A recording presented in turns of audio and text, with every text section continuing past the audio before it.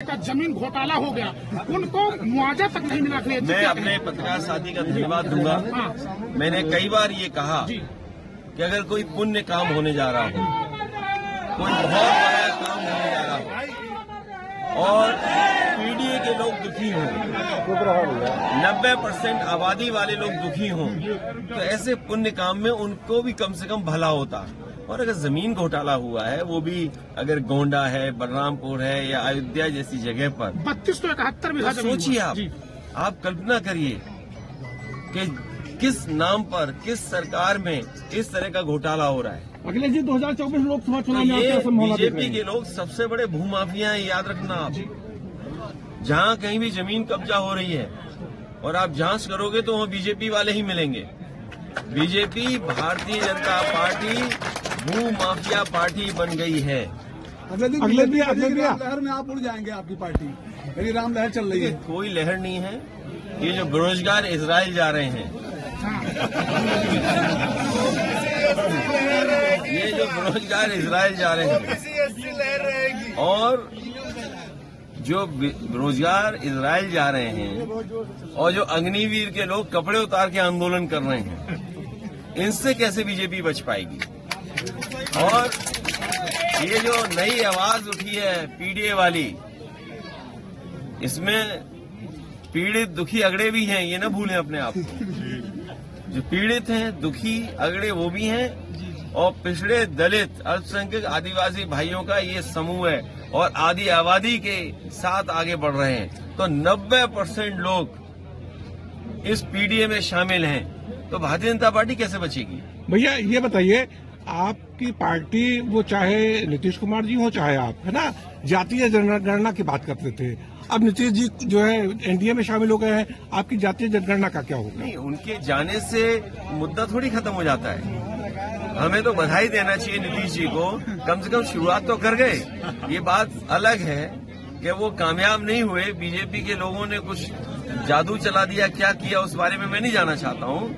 लेकिन जो बात उठी है जाति जनगणना, आबादी के हिसाब से हक और सम्मान, बाबा साहब भीमराव अम्बेडकर जी यही तो चाहते थे। हमारा संविधान यही तो रास्ता दिखाता है। हमारा संविधान ये कहता है कि हर जो पिछड़े दलित हैं उनको विशेष अवसर मिलने चाहिए, जो अल्पसंख्यक हैं उन्हें विशेष अवसर मिलने चाहिए। तो आखिरकार क्यों नहीं मिले। तो उस दिशा में जो काम किया है, अगर वो काम पूरा नहीं कर पाए हैं तो समाजवादी लोग उस काम को पूरा करेंगे। आप भारत जोड़ो यात्रा में शामिल होंगे। देखिए, मुश्किल तो ये है कि कई बड़े आयोजन होते हैं, बड़े कार्यक्रम होते हैं, हम लोगों को निमंत्रण ही नहीं मिलता। तो अपने आप क्या मांगे हम निमंत्रण। राम मंदिर में तो निमंत्रण मिला था, अपने आप मांगने से मिला। जब आवाज उठाई हम लोगों ने कि बताओ हमारा घर गंगा जल से धोया, तब सुनने में आया कि उन्होंने कहा निमंत्रण दे दो, ठीक है नहीं।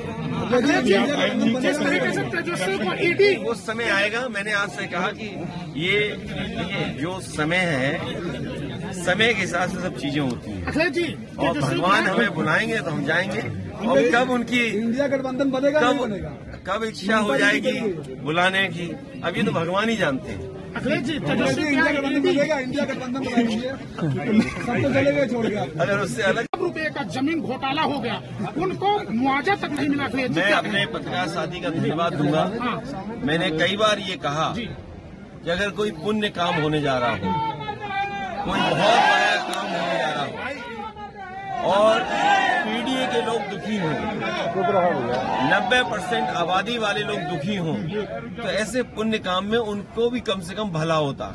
और अगर जमीन घोटाला हुआ है, वो भी अगर गोंडा है, बलरामपुर है या अयोध्या जैसी जगह पर 32 तो 71 बीघा। सोचिए आप कल्पना करिए कि किस नाम पर, किस सरकार में इस तरह का घोटाला हो रहा है। अगले जी 2024 लोकसभा चुनाव में ये बीजेपी के लोग सबसे बड़े भूमाफिया हैं, याद रखना आप। जहां कहीं भी जमीन कब्जा हो रही है और आप जांच करोगे तो वहां बीजेपी वाले ही मिलेंगे। बीजेपी भारतीय जनता पार्टी भू माफिया पार्टी बन गई है। अगले भी लहर में आप उड़ जाएंगे, आपकी पार्टी मेरी राम लहर चल रही है। कोई लहर नहीं है। ये जो बेरोजगार इजराइल जा रहे हैं,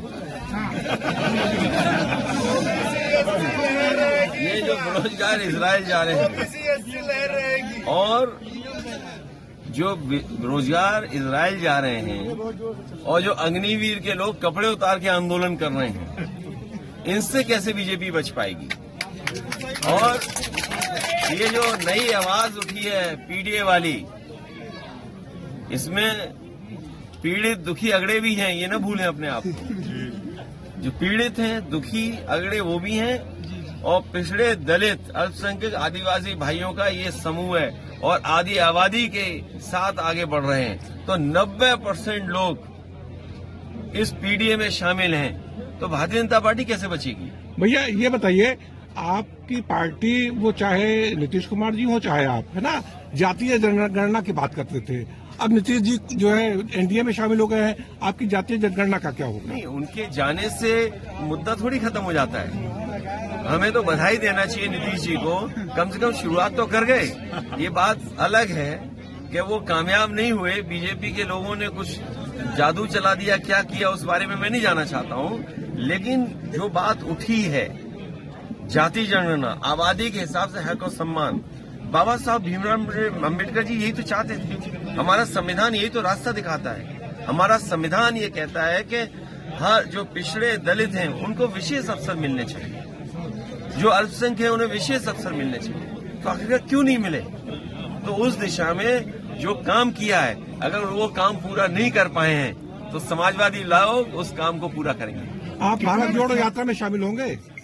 देखिए, मुश्किल तो ये है कि कई बड़े आयोजन होते हैं, बड़े कार्यक्रम होते हैं, हम लोगों को निमंत्रण ही नहीं मिलता। तो अपने आप क्या मांगे हम निमंत्रण।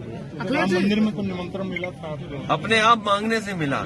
जब आवाज उठाई हम लोगों ने कि बताओ हमारा घर गंगा जल से धोया, तब सुनने में आया कि उन्होंने कहा निमंत्रण दे दो, ठीक है। वो समय आएगा। मैंने आज से कहा कि ये जो समय है, समय के हिसाब से सब चीजें होती हैं, और भगवान हमें बुलाएंगे तो हम जाएंगे। और कब उनकी इंडिया गठबंधन बनेगा नहीं बनेगा, कब इच्छा हो जाएगी बुलाने की, अब ये तो भगवान ही जानते हैं। इंडिया गठबंधन बनेगा।